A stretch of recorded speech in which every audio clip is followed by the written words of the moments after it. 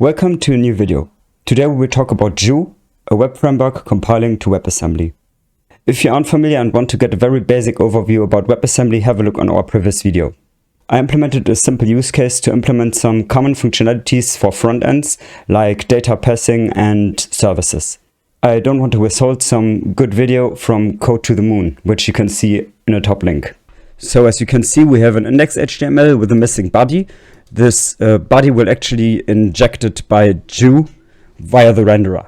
We will see that in a bit. But first, let me show the project that you get an overview what we are looking at in the code. So I just used trunk serve, and you can see it's hosting a server at localhost 8080. I will just open that up really quick. As you can see, we have a simple message board. There are some predefined messages. Assume they are coming from the server. We have no backend right now. I just used a service which has some mock data.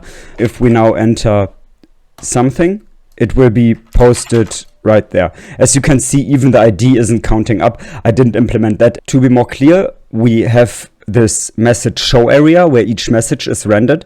And then we have this component for posting a message. And these are actually parts, but for me it was kind of hard to get a grasp how to do that, and especially how to let the components communicate and how to keep it as simple as possible. There are multiple possibilities to implement it. First, we start off with our main RS. Here we just start the app with Vue start app, supply our function. In this case, I used functional components. They remember a little bit of React's functional components. There is another way to implement this by using the implementation, actually. Ignore the first part, we will go into that later, and let's start with what's happening first. So the HTML macro enables us to use inline HTML and then just use curly brackets to add some Rust remembers of JSX with React. You can see that we have other components like messages, which is basically this area. And then we have the message input, which is basically this area. Let's go back to the data acquisition. As I already said, we are using use state hook. There we just say message service get, and this function is nothing more than our predefined data. In that case, you would basically make one call against an API and get the basic data you want to get, maybe the last 10 messages or so, and then it's just supplied with it and you will return it. We get back a use state handle. It enables us to update this data. So this becomes now a little bit complicated. It's due to the ownership and the borrow checker. So we define a callback on post message. Therefore we use the callback from. It's also a function built into Vue. Now we have our messages state handler here, which is available all over the app function. And in there we define a callback called onPostMessage. It will make a clone of the messages. There we have it again, the ownership situation. And inside the callback, we move every surrounding variable.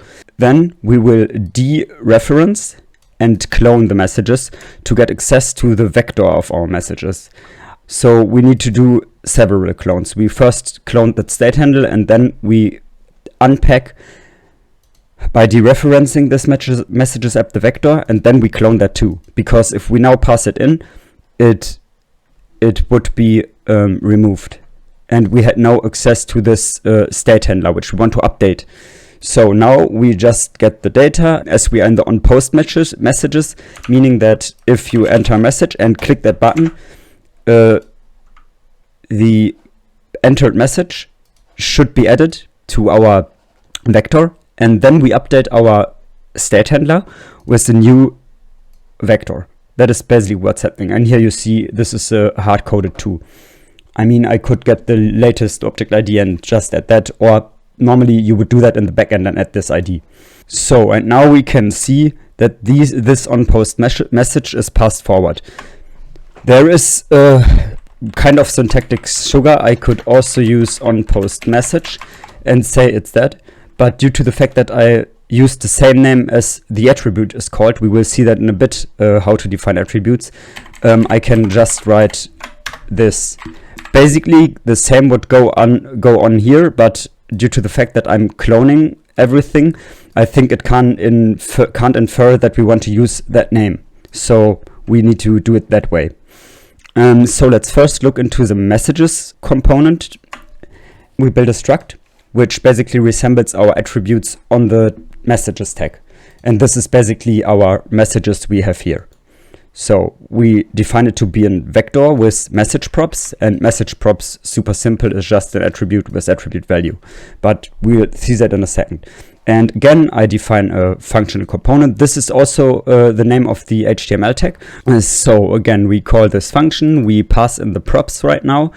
In the app, we didn't have a props, and you can see that here we have no props, but here we have some, and this actually is are our attributes.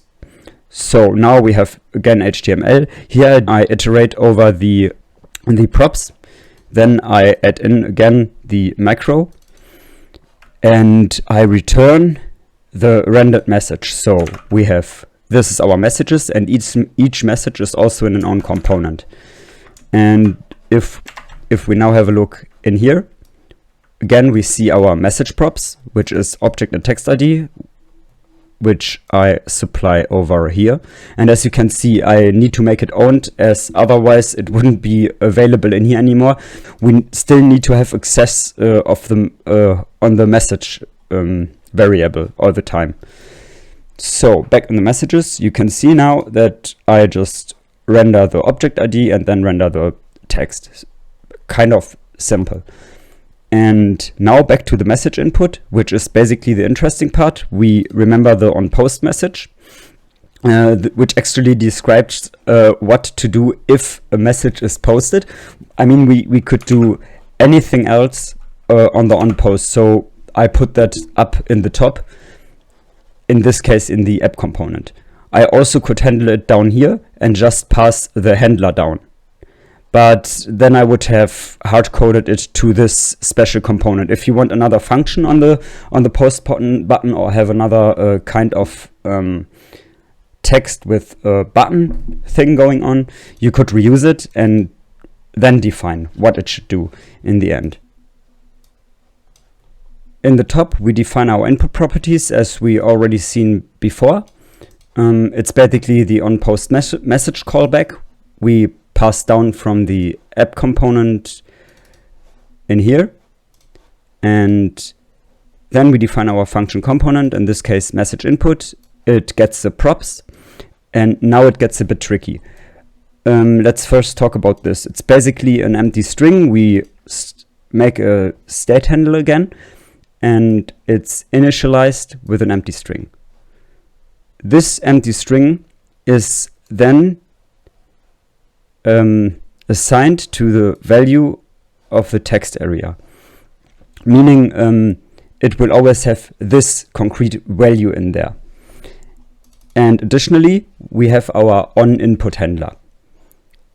And if the button is clicked, the post will actually happen. We will get into that in a little bit. First, let's talk about the onInput, which you can see here. In this, we need to update every single input. So we get again a copy of our useState handle.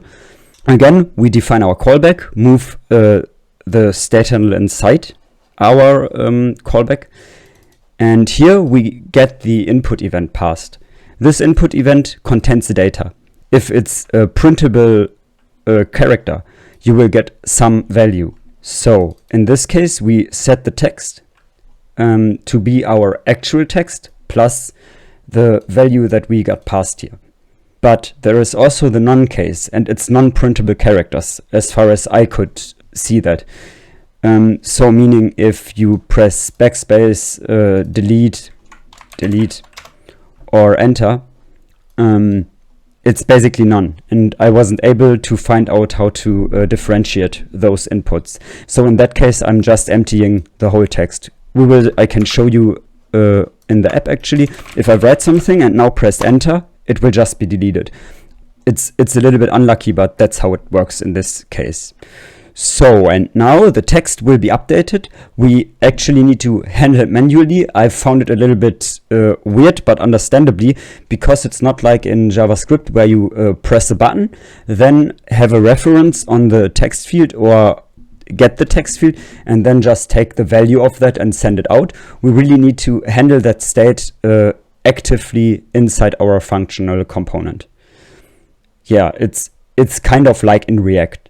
A little bit more boilerplate as you need to do all this stuff, but I think it's possible to wrap it in a simpler function, and so that you don't need to do that all the time, because this is reoccurring, obviously. Now, what happens if we click the button? It's the onClick method that will be triggered. It's super simple. We get the callback, clone it, and then we get the text and clone it again. So we have a hand on our handle and the callback. And now we need, again, to create a callback. And in this case, it's a mouse event. And then we post the message. And in this case, it's only the string, our text, basically. So we deref it and clone it, that we get the string out of that variable. After that, we empty the text. That's all what's happening. And as you can see, this emit just triggers our onPost message. So messages handle is cloned, then we get the message, in this case the text, and then we clone again and push it on our vector, and then we update the state, and then it's rendered again. So this is the whole loop that's happening. I had a really hard time to have a simple pattern and find out how to do these posts and passing around of data in the correct manner. Yeah, and that's all about the code and the application. So I hope you enjoyed the video and could get some information about Vue and how to implement some basic features, and will have an easier start than I did have to find out all these more or less complicated patterns you need to use to get Vue running and update all variables and stuff. Please leave a comment if you like, and subscribe if you want more content.